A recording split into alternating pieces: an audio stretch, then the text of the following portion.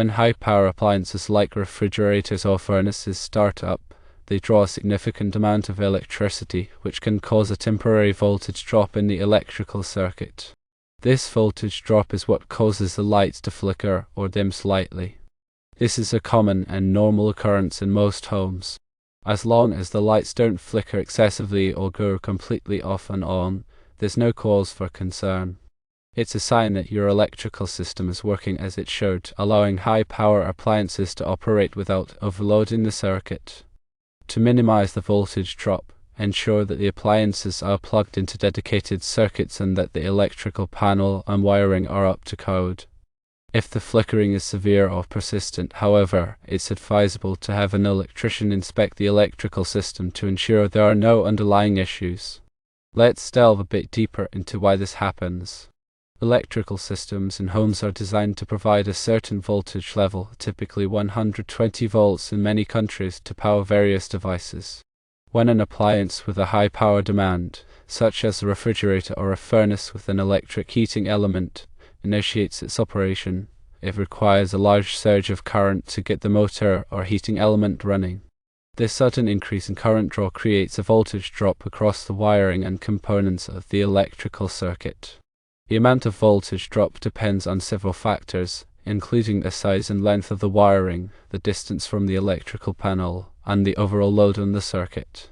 If the wiring is undersized or the circuit is already heavily loaded, the voltage drop will be more pronounced. This voltage drop affects all other devices connected to the same circuit, including the lights, causing them to dim momentarily. The extent of the dimming depends on the magnitude of the voltage drop. In most cases, it's a slight and brief flicker that is barely noticeable. However, if the voltage drop is significant, the lights may dim noticeably or even flicker rapidly. It's important to distinguish between normal flickering and excessive flickering. Normal flickering is a momentary dimming that occurs when a high-power appliance starts up and then quickly returns to normal. Excessive flickering, on the other hand, is a more pronounced and persistent dimming that may indicate an underlying electrical problem. There are several potential causes of excessive flickering. Firstly, loose wiring connections can cause resistance in the circuit, leading to voltage drops and flickering. Secondly, overloaded circuits can also cause flickering, as the circuit is unable to handle the total current draw of all connected devices. Thirdly, faulty appliances can draw excessive current, causing voltage drops and flickering. Fourthly, problems with the electrical panel, such as a loose neutral connection, can also cause flickering. If you experience excessive flickering, it's important to have an electrician inspect your electrical system to identify and resolve the underlying issue. In addition to ensuring that your electrical system is properly maintained, there are also some steps you can take to minimize voltage drops and flickering. Firstly, ensure that high-power appliances are plugged into dedicated circuits. Dedicated circuits are designed to handle the high current draw of these appliances without affecting other devices on the circuit. Secondly, avoid overloading circuits by connecting too many devices to a single circuit. Thirdly, consider using energy-efficient appliances, which draw less current than traditional appliances. Fourthly, install a whole house surge protector to protect your electrical system from voltage spikes and surges. Let's explore dedicated circuits in more detail. A dedicated circuit is an electrical circuit that serves only one appliance or a small group of closely related appliances. For example, a refrigerator, a microwave oven, or a washing machine may each have its own dedicated circuit. Dedicated circuits are typically wired with heavier gauge wire than general-purpose circuits, which allows them to carry more current without experiencing significant voltage drops. They also have their own circuit breaker in the electrical panel, which protects the circuit from overloads. When a high-power appliance is plugged into a dedicated circuit, it doesn't have to share the circuit with other devices, reducing the likelihood of voltage drops and flickering. In addition to dedicated circuits, the size and length of the wiring also play a crucial role in minimizing voltage drops. The larger the wire gauge, the lower the resistance and the less voltage drop it will experience. Longer wire runs also increase the resistance and voltage drop. Therefore, it's important to use the appropriate wire gauge for the length of the circuit to ensure that the voltage drop remains within acceptable limits. Electrical codes, such as the National Electrical Code, or NEC, specify the minimum wire gauge that must be used for different circuit types and lengths. These codes are designed to ensure the safety and reliability of electrical systems. Another factor to consider is the distance from the electrical panel. The farther an outlet is from the electrical panel, the greater the voltage drop it will experience.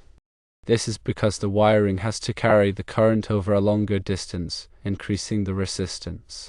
To minimize the voltage drop, it's best to locate high-power appliances as close to the electrical panel as possible. If this is not possible, you may need to use a heavier gauge wire to compensate for the increased distance.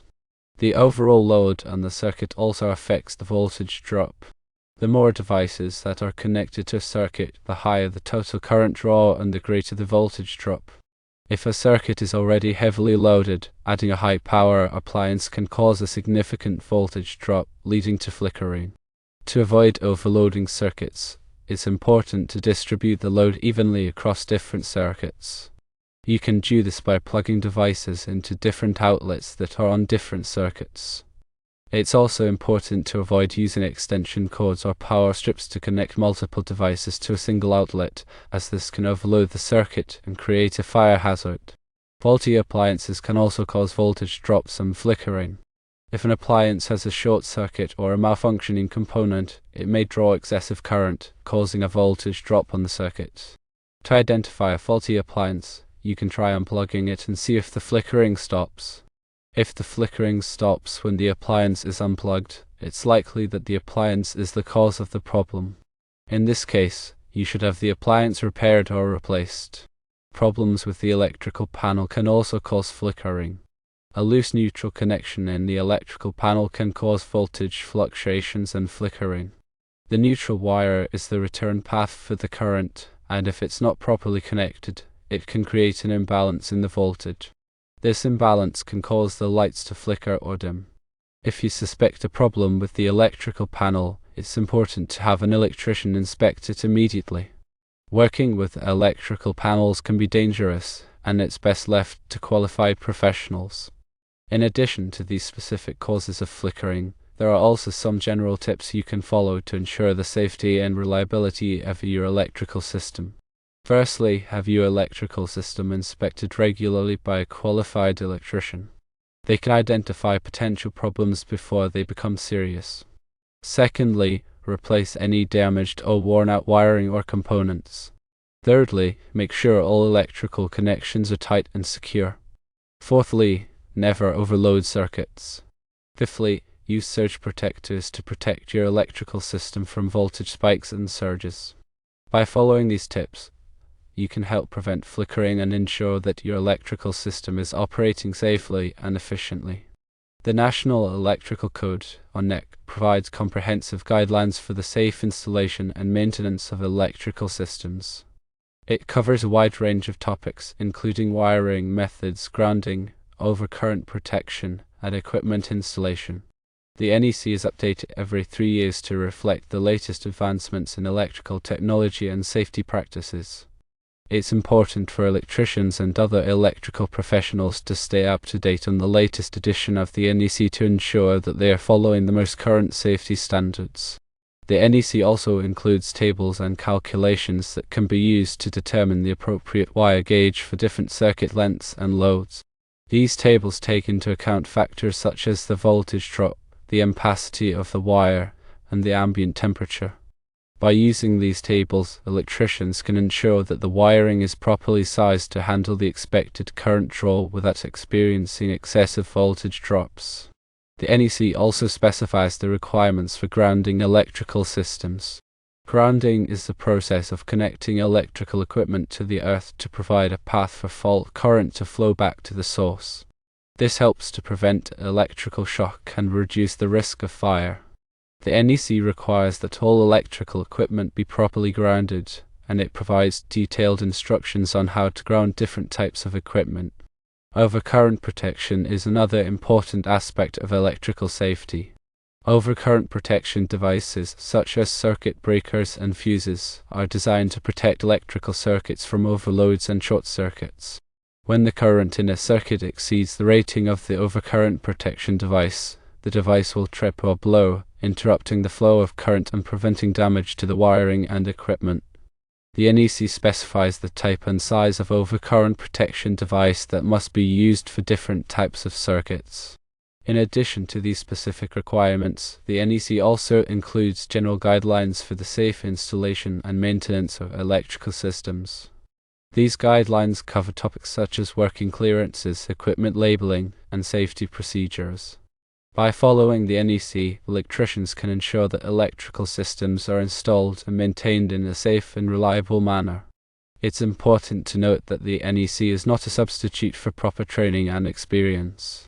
Electrical work should only be performed by qualified professionals who have the knowledge and skills necessary to do the job safely. If you are not comfortable working with electricity, it's best to hire an electrician to perform any electrical work in your home. A qualified electrician will be able to identify potential problems, perform the work safely and correctly, and ensure that your electrical system is up to code. Moreover, a homeowner's insurance company may not cover damages caused by electrical work done by someone who is not a qualified electrician. In the event of a fire caused by faulty wiring, the insurance company may deny the claim if the work was not performed by a licensed and insured electrician. To find a qualified electrician, you can ask for referrals from friends, family, or neighbors. You can also check with your local Better Business Bureau or online review sites. When you interview potential electricians, be sure to ask about their experience, qualifications, and insurance coverage. You should also ask for references from previous clients. Once you have found a qualified electrician, be sure to get a written estimate for the work before it begins. The estimate should include a detailed description of the work to be performed, the materials to be used, and the total cost of the project. It's also a good idea to get multiple estimates from different electricians to compare prices and services. Before hiring an electrician, be sure to check their license status with your local licensing board. This will ensure that they are properly qualified to perform electrical work in your area. You should also verify that they have adequate insurance coverage, including liability insurance and workers' compensation insurance. Liability insurance will protect you from financial losses if the electrician damages your property during the course of the work. Workers' compensation insurance will protect you from financial losses if the electrician is injured while working on your property. By taking these precautions, you can help ensure that your electrical work is performed safely and correctly by a qualified professional. Remember, electricity can be dangerous, and it's always best to leave electrical work to the experts.